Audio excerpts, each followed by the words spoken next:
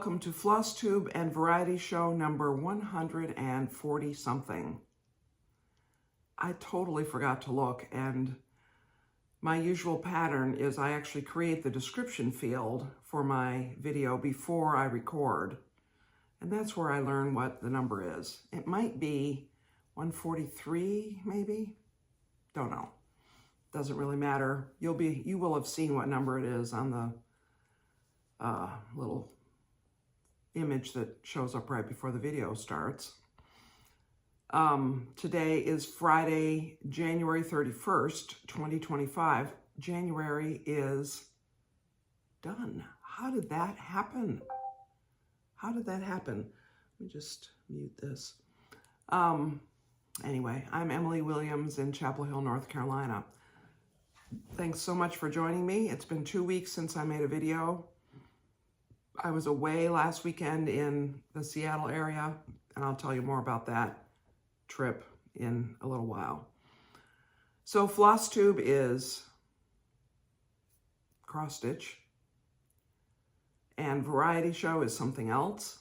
And we'll discover what the Variety Show is later when we get to it. I think it's probably going to be my trip, but anyway. So the plans for my day today changed from between when I went to bed last night and when I got up this morning.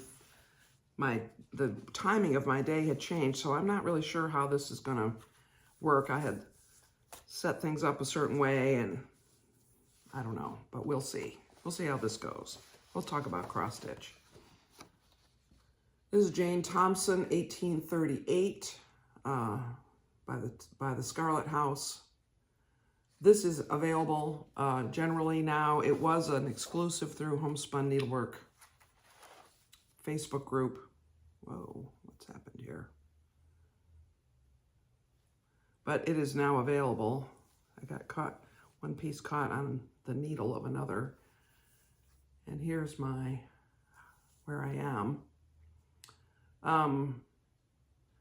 So what I accomplished is I finished the verse. All of the words are done. One of my favorite verses in samplers. And I also continued working on restitching the viney part of the border down there. Remember, I discovered I had actually stitched it wrong twice, and therefore it met, and it fooled me. But I've now fixed that. So my goal is to finish this year. This is a 2025 finish, and I think I'm making great progress if you look at the picture again. So I haven't finished the verse. I have this tree to do, and of course some of the border motifs to do, but I'm essentially done with the top half. I'm mostly done with the top half. And then once I get down in here, I have motifs in this gigantic house and so forth. So I think it's very reasonable for me to think I could finish it this year. So that's my hope. Yes, Jane Thompson, 1838.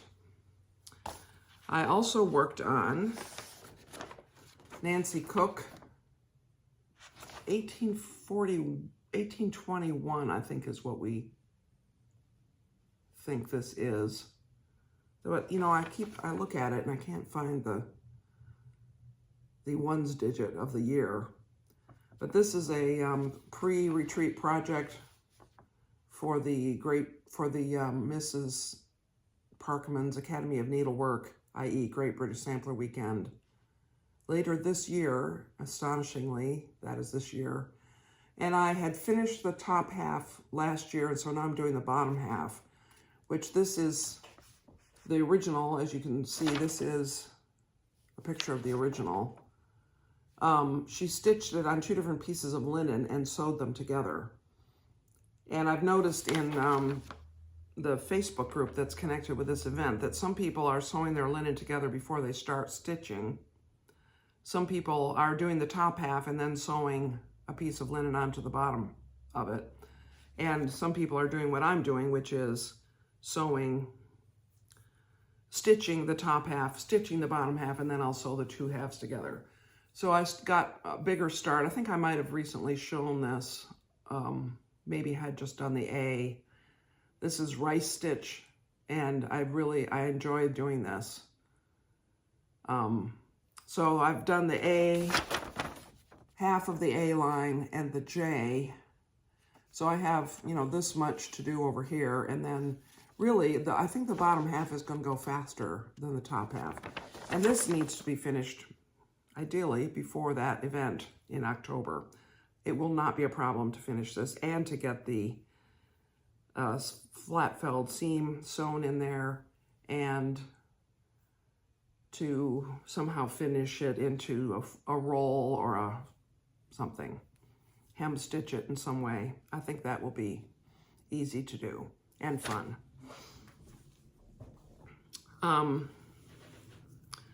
Okay.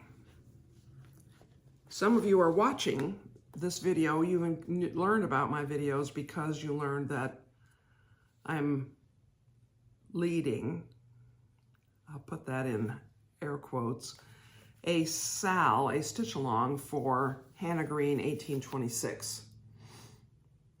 And this was the 2024 Queen of the May. And I got connected into this sampler and learned about it because it was released at the Queen City Sampler Guild event last May in 2024. Nicola Parkman was our presenter, and this is a Hands Across the Sea sampler. So the model was there, and this was available. So, of course, I had to buy it. And I loved it to start with because I love the composition of it. I love the verse. It has that Jesus permit thy gracious name to stand verse in there, which is the same one that Jane Thompson has. The same one that Jane Boyer, the big sampler I did last year, that was the Leroy sampler, that was that verse as well. I'm going to end it with a collection of Jesus permit samplers. Anyway, so what I did is I divided this into 14 sections that can be stitched one per month.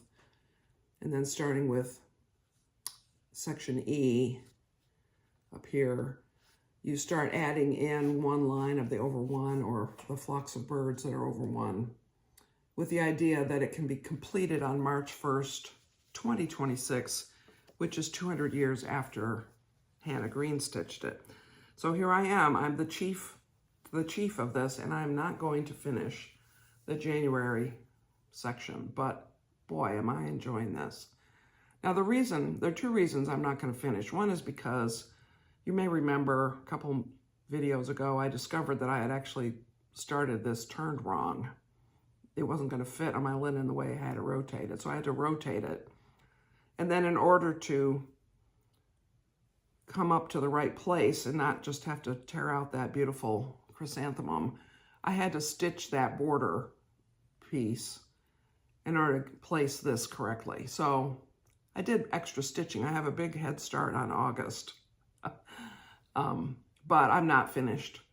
That basket needs to be filled in, the flower on the top. There's some other stitching in the flowers. And then the base that's underneath it, this base is rice stitch. So I have to do that. So I will do that. I mean, I don't think I'd finish it today, but the February section is below. It's the next section down with another flower arrangement. So a bit of border and another flower arrangement is the February section. So I'm sure by end of February, well, I believe by the end of February I can be caught up. Let me show you this again. I am just so pleased with this. I love the color. I mean, I'm not sure this light is showing out. It's not too bad. But it's so colorful and vibrant. I'm using 2 strands, 2/2 of DMC on 36 count, just the ticket. Really like it.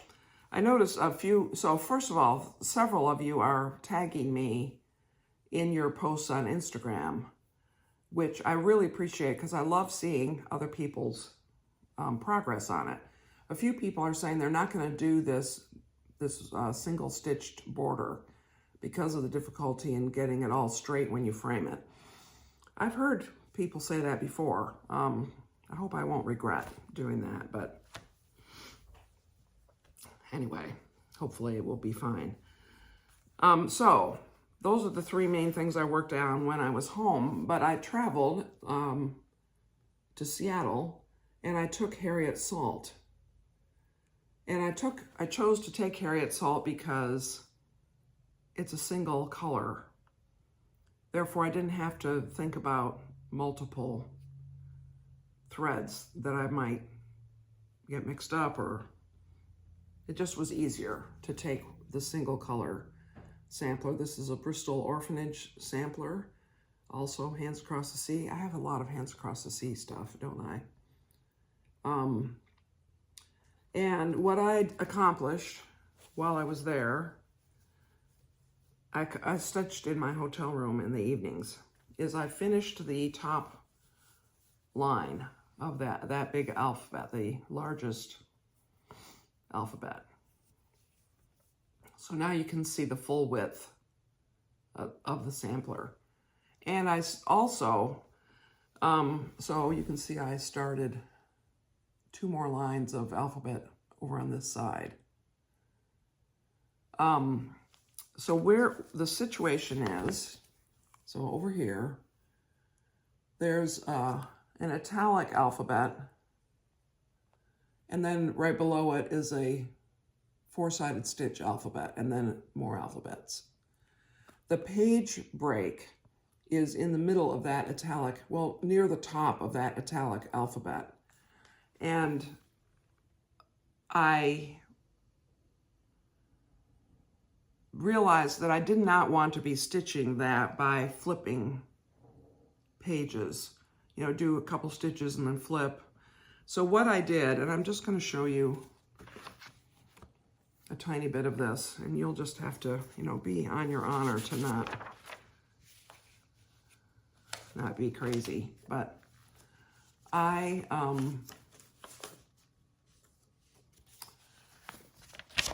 can you see that I made little X's? I actually did all of the flipping with a pencil in my hand instead of a needle, and I marked on the pattern where the tops of those letters are. It was just one line above the 2-row overlap. And that gave me so much more confidence to start moving on that particular alphabet. So my goal on this, if I were going to finish this in 4 years, I need to do about 6 pages a year. So 6 pages would be all the way across down to this level, plus 2 pages down here. And in order to do that, I need to finish that by June. I am not setting myself that as necessarily a goal, but I do enjoy working on this and I want to keep making progress on it. I look forward to having that framed, so I'll show it to you again. These letters, these big letters, are really nice. All of these. I mean, so far I haven't come across any stitching that I thought, I don't love that. Really fun. It's fun to stitch, and it's satisfying, and it's dramatic. So that is what I've been stitching. Now I'm going to show you a few other things. Now this is January 31st, which means tomorrow is the 1st of February. And the 1st of February is the first weekend in February. It happens that it's a weekend because it's Saturday tomorrow. And Blackbird designed Weekend Stitch Along. I may be one of very few people in the entire universe who's still doing this. Brenda and Laura started this a 2 or 3 years ago, to stitch some Blackbird something or other on the first weekend of every month. And I think it's a great idea. And I've been doing it. So and I don't have a Blackbird project going, but I'm about to because I picked one. Let me find it. Here we go. This is the Blooming Sunflowers chart from Winds of Autumn. This is the same book that I've done 2 other pieces from. I did the Mighty Oak, that's most recent, and I did this little pillow. I can't think of what it's called, but I'm going to do this now. This, you make it into a drawstring bag. Now it's charted for 36 count. I can't remember the fabric, something I don't have, and Weeks Dye Works threads. I have some of the Weeks. This is a little 9 by 13 inch, what is that, a fat 16th of something by Tabby Cat. It was in a packet, a little sampler, a collection of fabrics I got. And it's a really pretty tan color. And I think it will be very nice like that. And that particular design finishes at 5.5 inches square. And this is 9 by 13. So I think I can do it and still have fabric left to do another, maybe even that same thing. So I'm going to be working on it in one end or the other, since it's going to be cut and sewn into something rather than framed. I think that will be fine to not have a ton of margin there. So I am going to work on that this weekend, and I will show you next week how much progress I make. I will say that I don't think any of the pictures in this book are very good.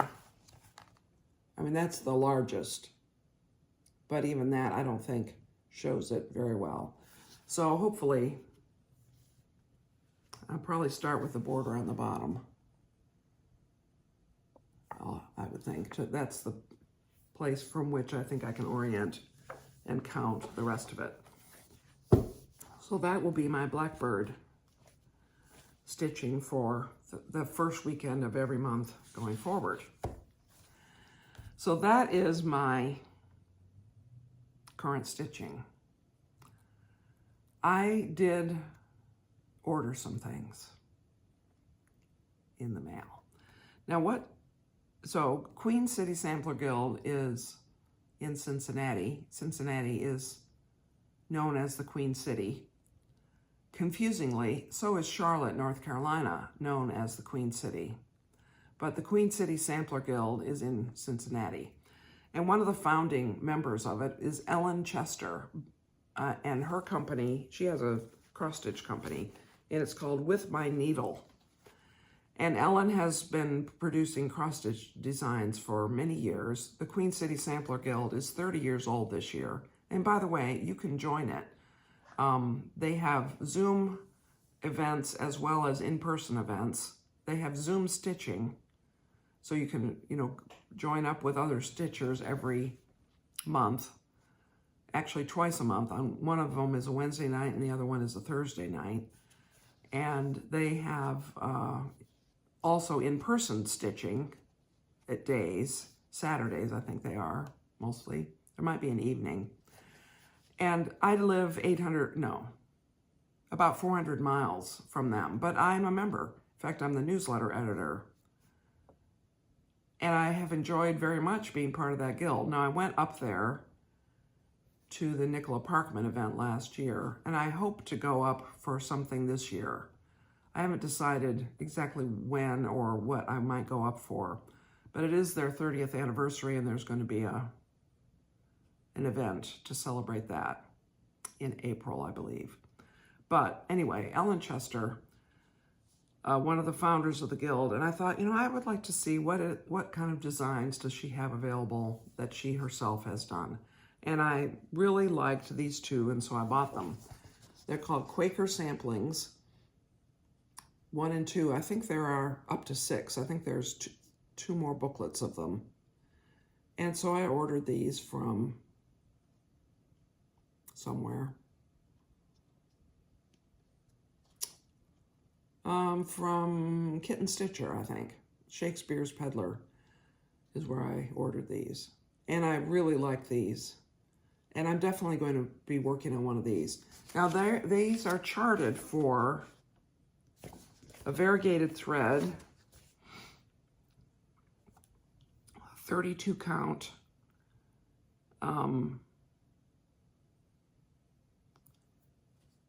with 1/2,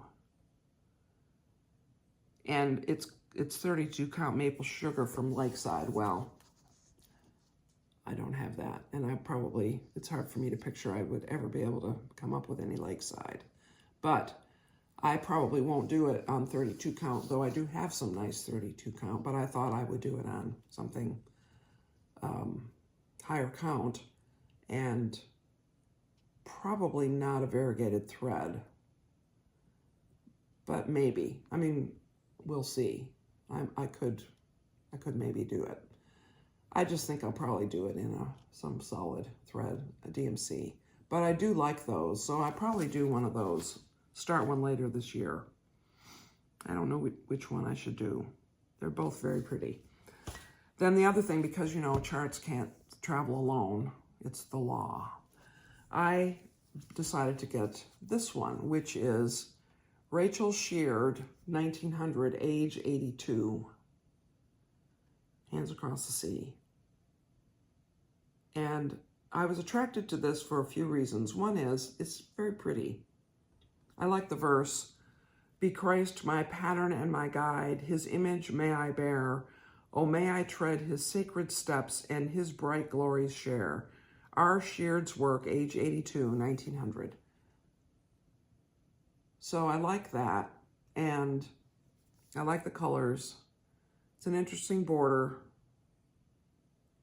There are 8 colors in it. It looks like it's just red and green, but there actually are other colors in other parts of it. And I think I would do it in DMC, maybe on 40 count or 46 count or something. I think it's very pretty. Now, I'm not going to start it right away, so don't plan on seeing this anytime soon. But I do think it's very pretty.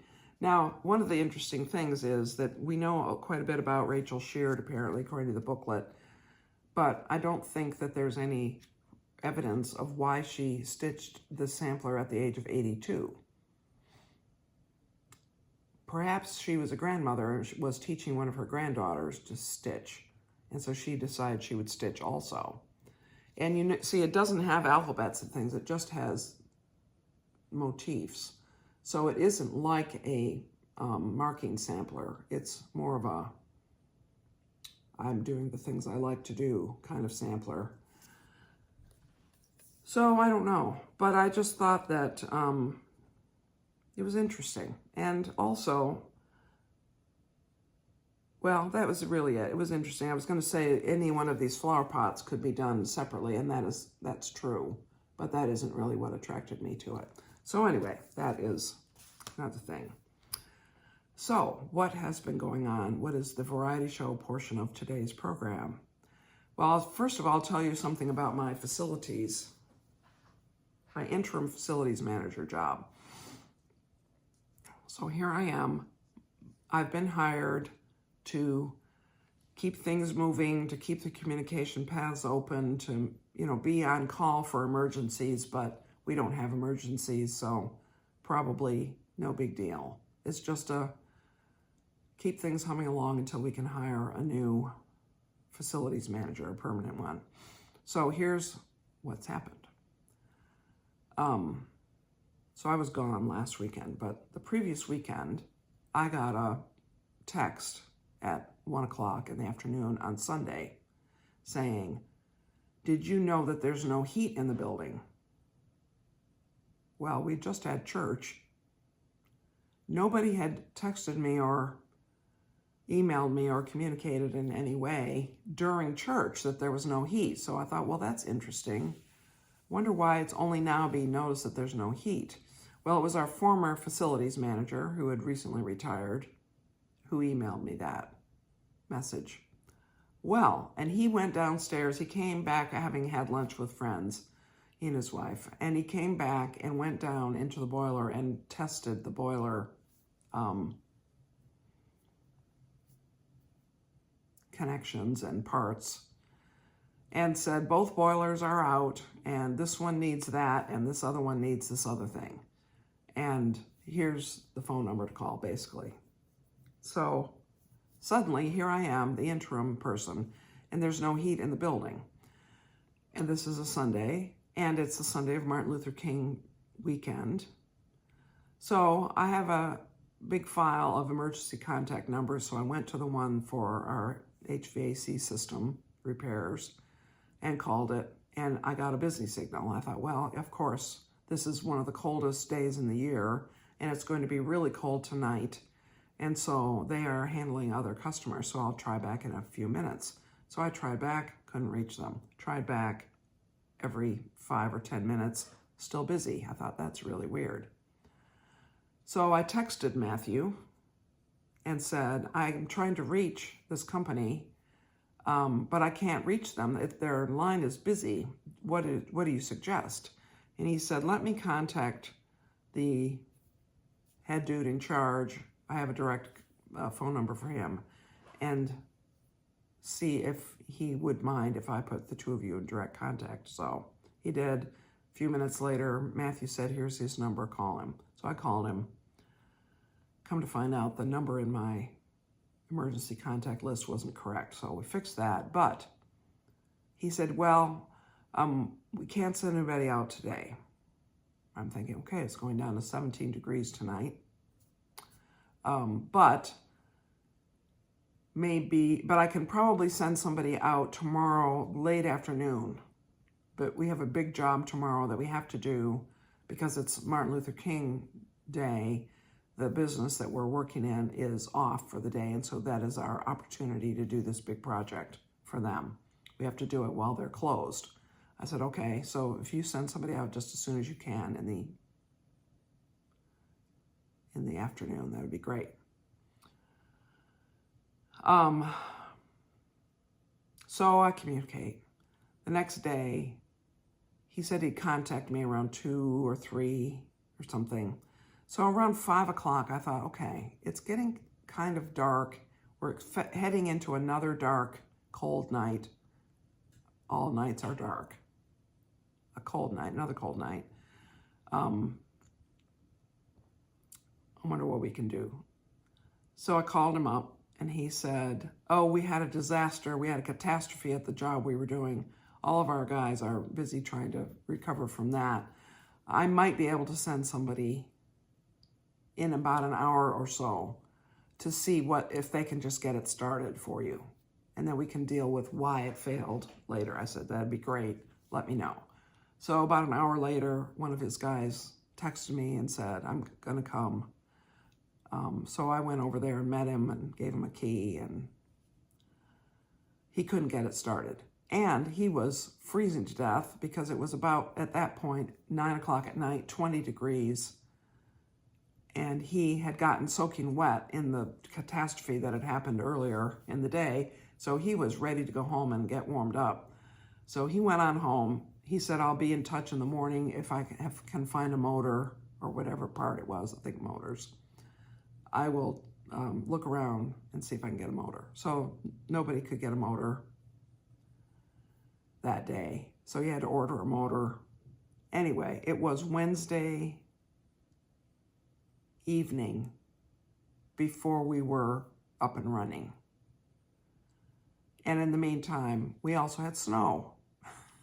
So that also hampered a lot of things. Anyway, it was kind of this comic situation that I had ended up spending about 5 hours on Sunday and extra time other days trying to get the boiler situation figured out. I'm really so glad from the church's standpoint that I had already been hired, because I'm not sure exactly how that would have worked if I hadn't been on hand.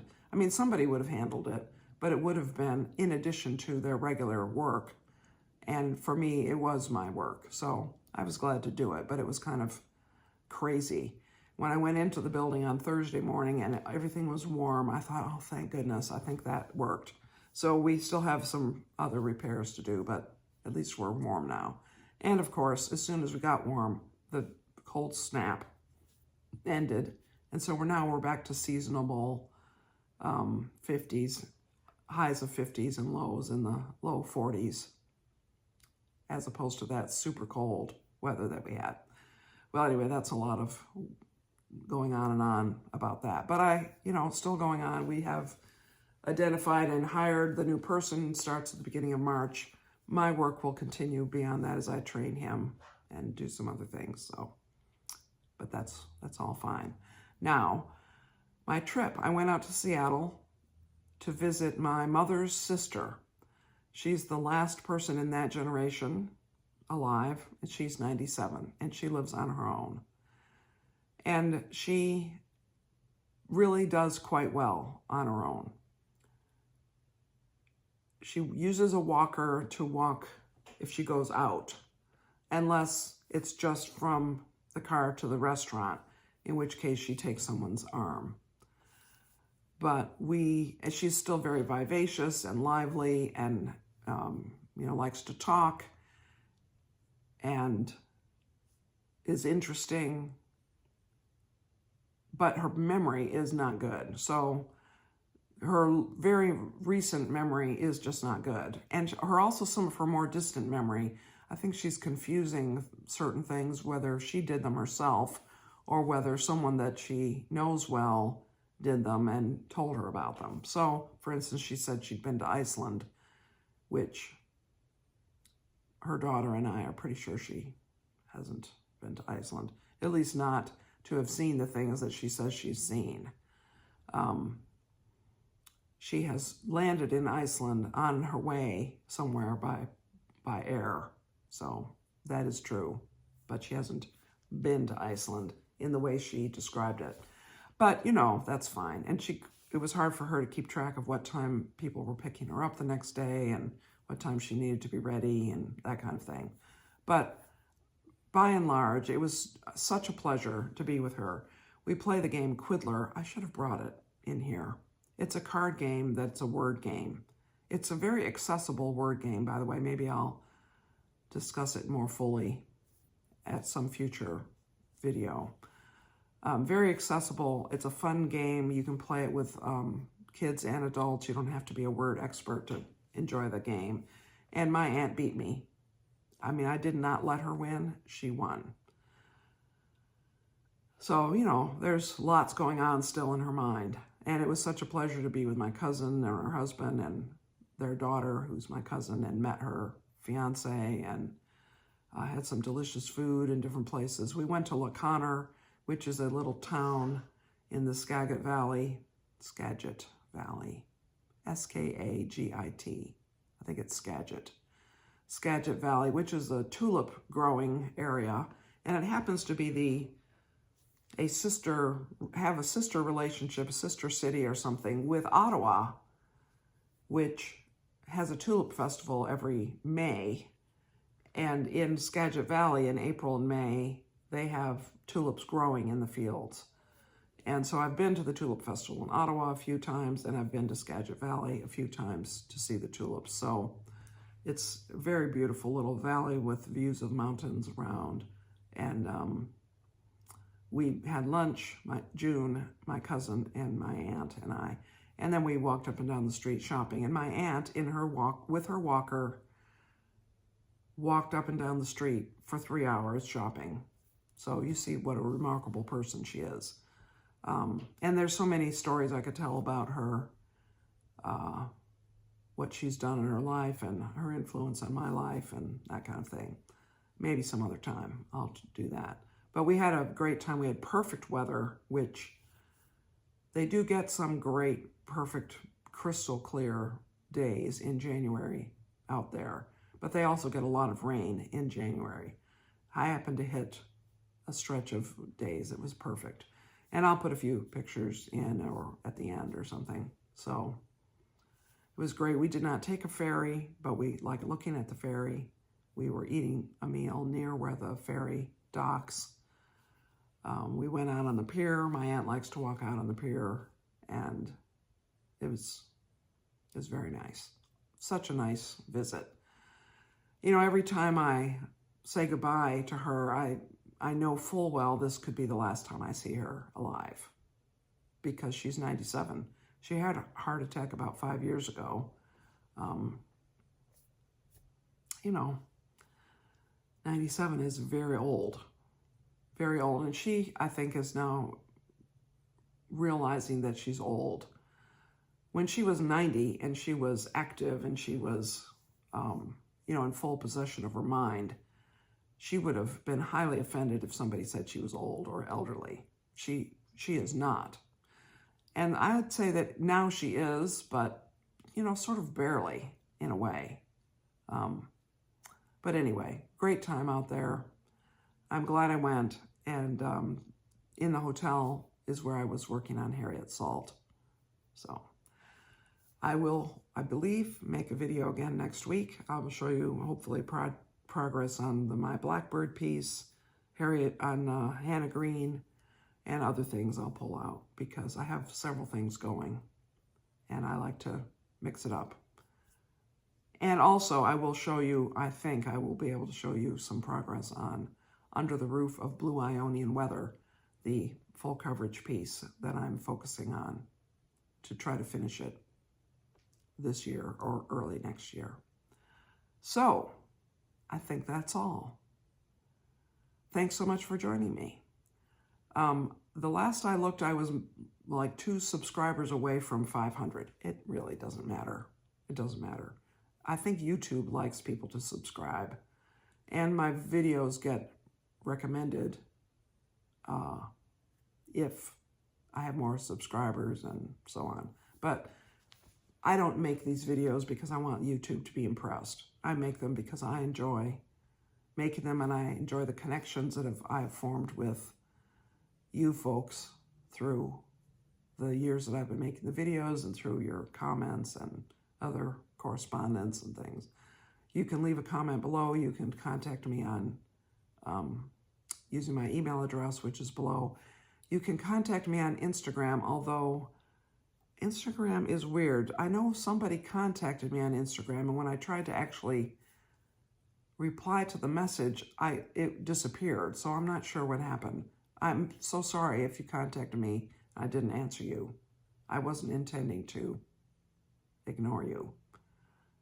I enjoy seeing your progress on Hannah Green. Feel free to tag me. 2rivers_58 is my Instagram handle. Anyway, I have lots of other ideas. Who knows, I might have another new start before next time. I shouldn't, though. Don't do it, Emily. Friends, thanks so much for joining me, and many blessings to you.